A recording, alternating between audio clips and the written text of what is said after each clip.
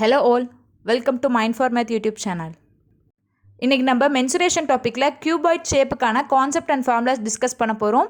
First cuboid ஷேப்புக்கான properties என்ன அப்படின்றத பார்த்துட்டு அது ரிலேட்டடான ஃபார்முலாஸ் பார்த்துட்டு அண்ட் தென் ஒரு ஃபாலோயிங்காக ஒரு 4 கொஸ்டின்ஸ் கியூபாய்ட் பேஸ் பண்ணி பார்க்கலாம். ஓகேவா? ஓகே, ஃபஸ்ட்டு கியூபாய்டோட ப்ராப்பர்ட்டிஸ் என்னன்னு பாருங்கள். கியூபாய்டு பற்றி நீங்கள் தெரிஞ்சுக்கிறதுக்கு முன்னாடி ஃபஸ்ட்டு ஒரு ரெக்டாங்கிள் ஷேப்புக்கான ப்ராப்பர்ட்டிஸ் என்னன்னு நீங்கள் தெரிஞ்சுக்கணும்.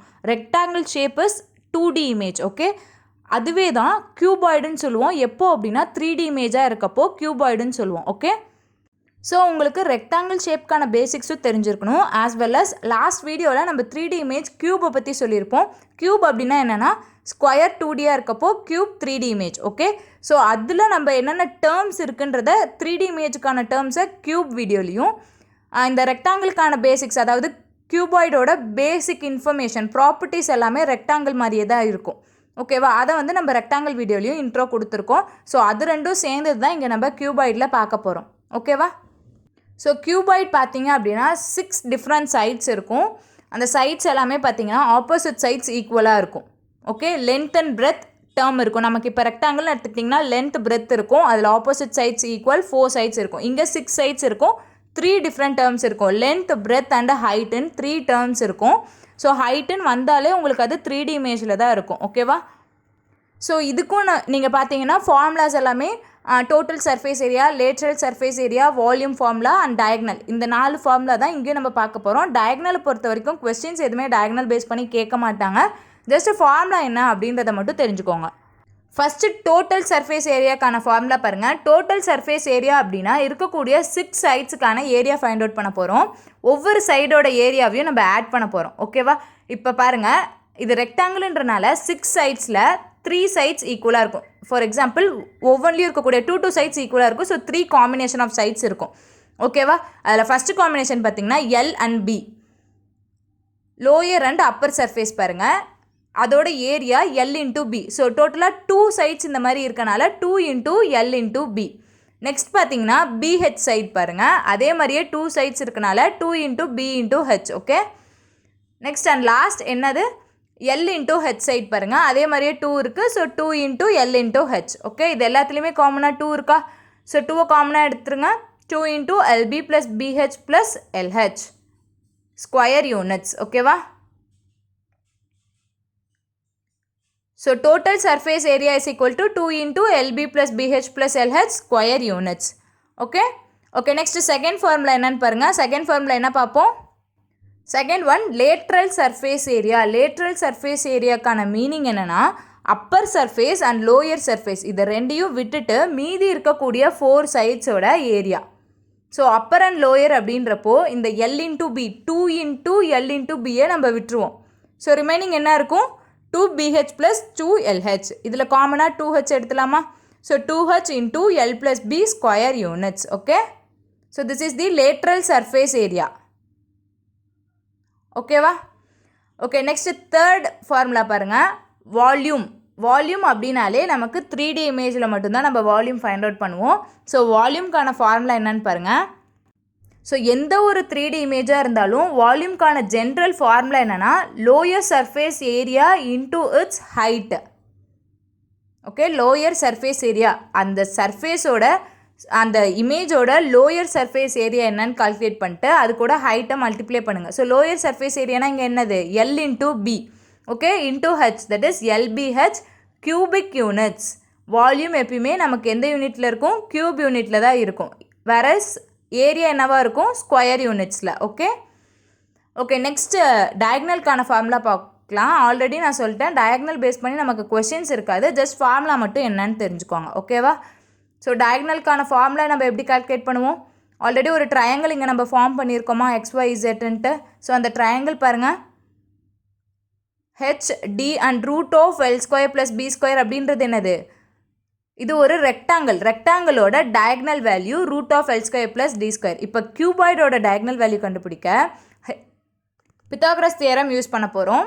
D square is equal to H square plus root of L square plus B square the whole square. So ஸ்கொயரும் ஸ்கொயர் ரூட்டும் கேன்சல் ஆகி remaining L square plus B square மட்டும் இருக்குமா? ஸோ இது வந்து டி ஸ்கொயருக்கான வேல்யூ. நமக்கு என்ன தேவைப்படுது, டியோட வேல்யூ வேணும். So D is equal to root of H square plus L square plus B square units. Okay, இது வெறும் யூனிட்ஸ் தான். டயக்னலோட value root of H square plus L square plus B square units. Okay, இங்கே நம்ம டோட்டலாக 4 formulas பார்த்துருக்கோம். Total surface area, lateral surface area, volume and diagonal. ஓகேவா? So இந்த ஃபார்முலாஸை பேஸ் பண்ணி நம்ம சம் சால்வ் பண்ண போகிறோம். உங்களுக்கு ஃபார்முலா வந்து பார்த்தீங்கன்னா நீங்கள் ரிமெம்பர் பண்ணி தான் ஆகணும். பிகாஸ் ஏதோ ஒரு காம்படிட்டிவ் எக்ஸாமில் நீங்கள் சால்வ் பண்ணுறீங்கன்னா அங்கே போய் நீங்கள் டெரைவ் பண்ணிகிட்டு இருக்க முடியாது. பட் நீங்கள் படிக்கிறப்போ ஒரு கான்செப்ட் நீங்கள் புரிஞ்சுக்கிறப்போ இந்த மாதிரி புரிஞ்சுக்கிட்டிங்கன்னா அந்த ரிமெம்பர் வந்து உங்களுக்கு மறக்காது. நீங்கள் ஞாபகம் வச்சுருக்கிறது வந்து உங்களுக்கு மறக்காது. ஓகேவா? ஸோ முடிஞ்ச அளவுக்கு ஃபார்முலாஸை மட்டும் தனியாக எழுதி வச்சு நீங்கள் நல்லா ஞாபகமாக வச்சுக்கோங்க. ஓகே ஓகே இப்போ நம்ம ஃபஸ்ட் கொஸ்டின் பார்க்கலாம். ஃபஸ்ட் கொஸ்டின் என்னன்னு பாருங்கள். The length, breadth and height of hall are 30 cm, 20 cm and 10 cm respectively. Find its total surface area, lateral surface area and volume. இது ஒரு ஜென்ரலான கொஸ்டின். என்னென்ன வேல்யூ கொடுத்துருக்காங்க? Length L is equal to 30, breadth B is equal to 20 and height H is equal to 10 cm கொடுத்துட்டாங்க. இதை use பண்ணி total surface area, எல்லாத்துக்குமே நமக்கு formula தெரியும். டோட்டல் சர்ஃபேஸ் ஏரியாவோட ஃபார்முலா என்னது? 2 into L into B plus B into H plus L into H.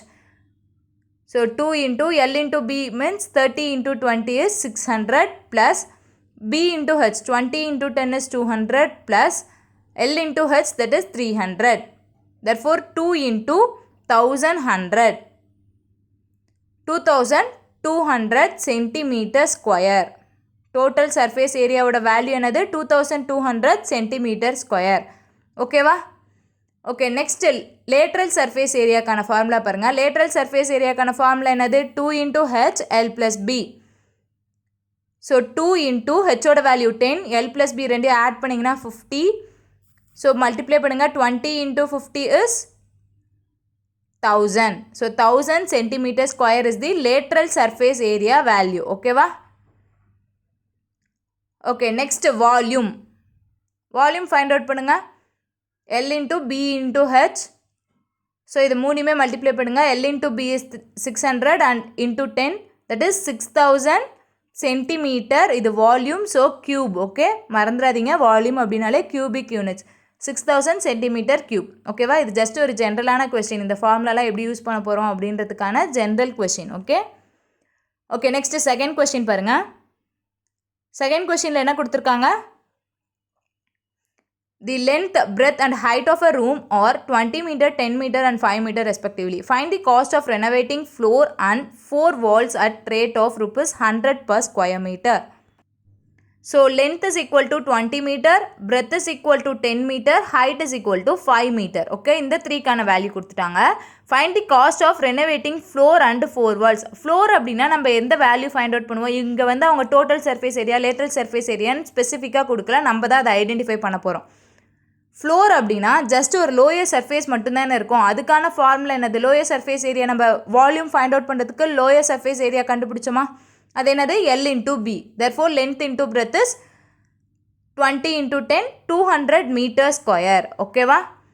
Okay next 4 walls. 4 walls அப்படின்னா பாருங்கள், Waals மட்டும்தான் அவங்க எடுத்துக்கிறாங்க. நமக்கு வந்து அப்பர் சர்ஃபேஸோ இல்லை லோயர் சர்ஃபேஸ் ஏரியாவோ அங்கே இன்க்ளூட் ஆகாது 4 வால்ஸுன்றப்போ. ஓகே ஸோ அங்கே நம்ம என்ன ஃபைண்ட் அவுட் பண்ண போகிறோம்? It indirectly tells that lateral surface area. Okay, so lateral surface area is equal to 2H into L plus B.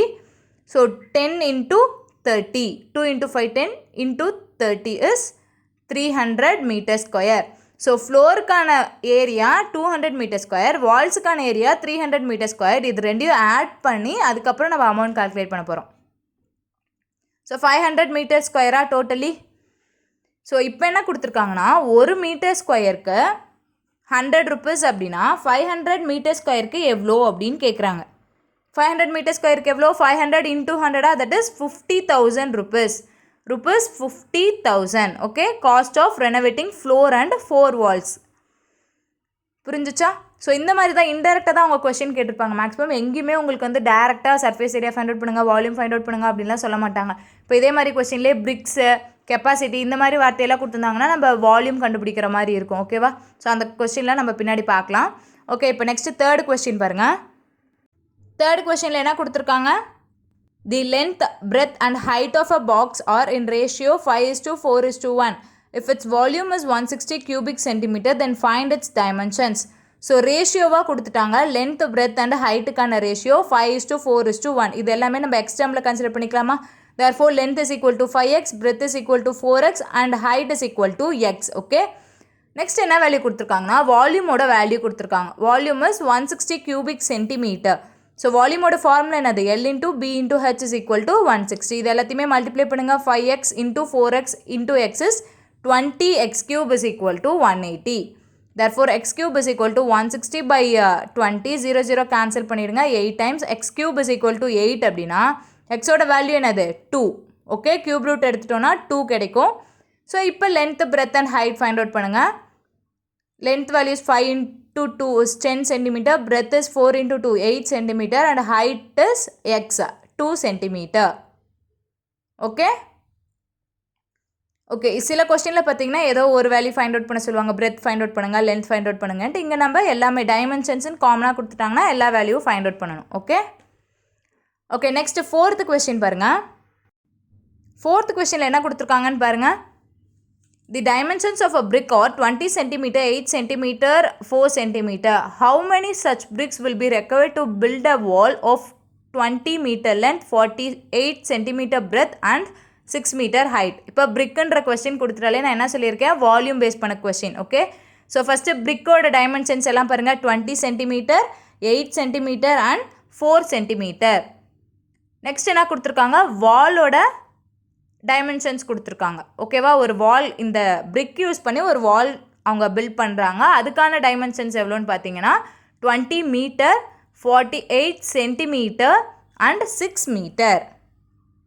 ஓகேவா, ஓகே, இப்போ இந்த ரெண்டு வேல்யூ வச்சு தான் நம்ம என்ன பண்ண போகிறோன்னா கொஸ்டினில் how many such bricks, number of bricks கேட்டிருக்காங்க. ஸோ இந்த number of bricks find out பண்ணுறதுக்கு நமக்கு ஒரு சின்ன ஃபார்முலா இருக்குது. ஓகேவா, இந்த மாதிரி நிறையா பிரிக்ஸ் ஜாயின் பண்ணி தான் என்ன ஆகும்? ஒரு வால் நம்ம பில்ட் பண்ண முடியும். கரெக்டாக சின்ன சின்ன பிரிக்ஸ்லாம் சேர்ந்து தான் ஒரு வாலாக பில்ட் பண்ணுறாங்க. ஸோ என்ன பண்ணணும் அப்படின்னா, எவ்வளோ நம்பர் ஆஃப் பிரிக்ஸ் சேர்ந்தால் நமக்கு ஒரு ஹோல் வால் கிடைக்கும்? ஸோ ஃபஸ்ட் அந்த பெரிய வாலோட volume is equal to number of bricks. Okay, number of bricks into volume of bricks. ஒரு பிரிக்கோட வால்யூம் என்ன அப்படின்றத நம்ம பார்க்கணும். புரிஞ்சிச்சா? ஃபஸ்ட்டு என்ன பண்ணணும் அப்படின்னா, ஃபஸ்ட் இப்போ நம்ம சின்ன சின்ன பிரிக்ஸ் எல்லாம் தான் ஒரு பெரிய வாலாக கட்டுறோம். அந்த வாலோட volume okay is equal to number of bricks. எத்தனை பிரிக்ஸ் வச்சு அந்த வால் கட்டுறோன்னு இருக்குல்ல, so number of bricks into volume of bricks, ஒரு பிரிக்கோட வால்யூம். ஓகே, இப்போ நம்ம என் தான் ஃபைண்ட் அவுட் பண்ண போகிறோம். ஸோ ஃபார்முலாவை எப்படி மாற்றிக்கலாம்? Capital V, that is volume of wall divided by volume of brick. So units பார்த்திங்கன்னா இங்கே வாலில் மட்டும் 2 மீட்டரில் கொடுத்துருக்காங்க. அதையும் நம்ம சென்டிமீட்டராக கன்வெர்ட் பண்ணிக்கணும். ஓகேவா, எல்லா யூனிட்ஸும் சேமாக இருக்கணும். So 1 metre is equal to 100 centimetre அப்படின்னா 20 மீட்டர் அப்படின்றது எவ்வளோ?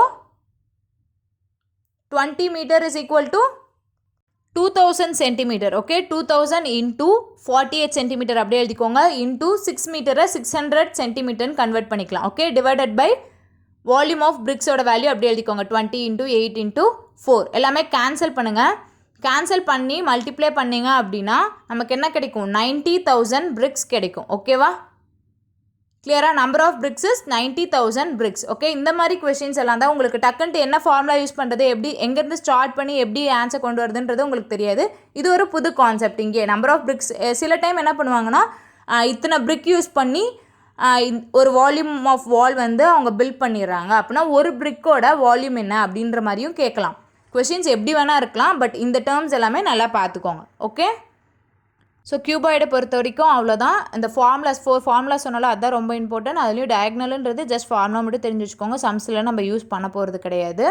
ஏதோ ஒரு டைம் நமக்கு சிலபஸ் மாறுது, இல்லை கொஞ்சம் கிரிட்டிக்கலாக கொஸ்டின்ஸ் கேட்குறாங்க அப்படின்னா டயக்னல் பேஸ் பண்ணியிருக்கோம். நீங்கள் எதுக்கும் அந்த ஃபார்முலாவும் பார்த்துக்கோங்க. ஓகேவா, ஸோ மற்றபடி இங்கே நம்ம எக்ஸ்ட்ரா நியூ ஃபார்முலாவாக படித்தது volume of wall is equal to number of bricks into volume of bricks. ஓகேவா, இது பிரிக்ஸ் அண்ட் வால்ஸ்க்கு மட்டும் கிடையாது. எந்தெந்த சின்ன பொருளை வச்சு நம்ம பெருசாக ஒன்று பில்ட் பண்ணுறோமோ அது எல்லாத்துக்குமே இது யூஸ் ஆகும்.